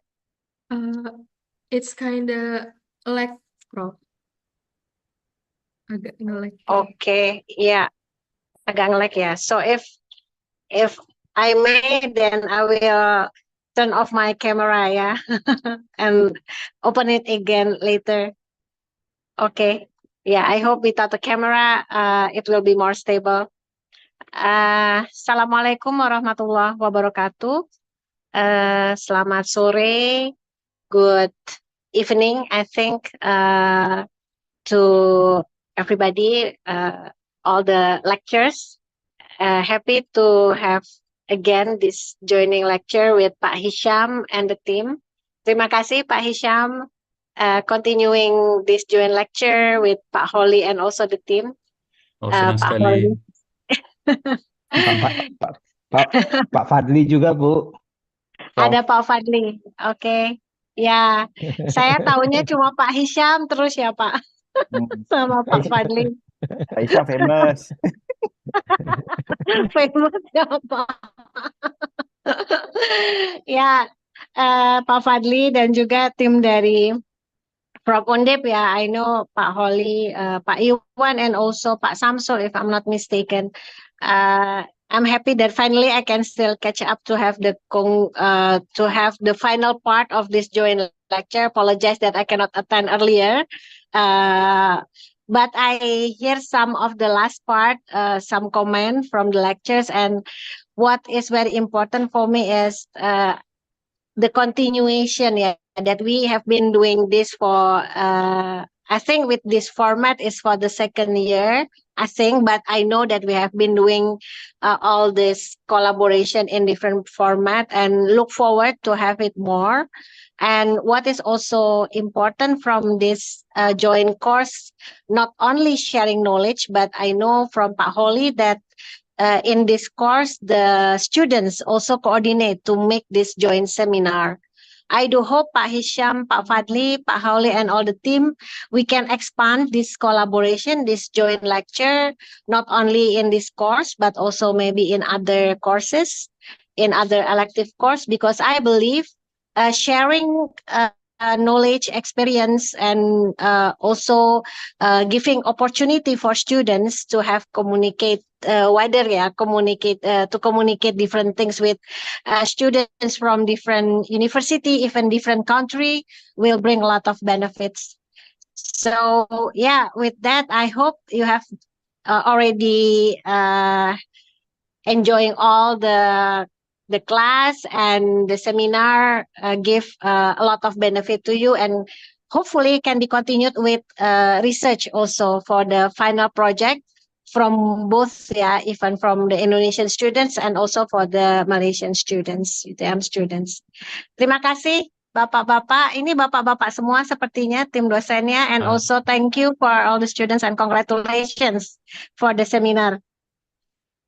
Assalamualaikum warahmatullahi wabarakatuh. Waalaikumsalam. Bapak-bapak semuanya.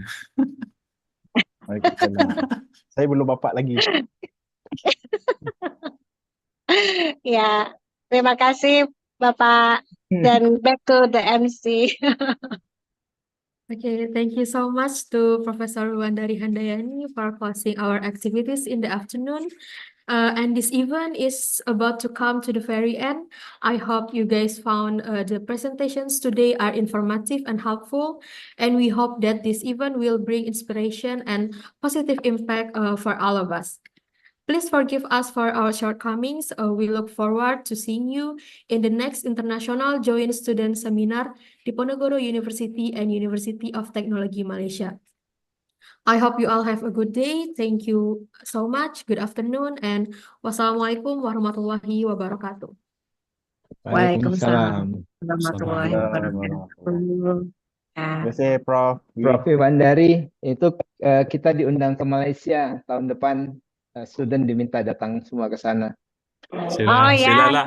Sila. ya insya Allah kita persiapkan ya Pak. Yang dari Malaysia juga loh, kalau mau ke Semarang, Pak Fadli, Pak Hisham, very welcome. InsyaAllah boleh. Insyaallah, Oke. boleh kita siap. Semuanya, Ya. terima kasih banyak. Sampai ketemu lagi. Alright.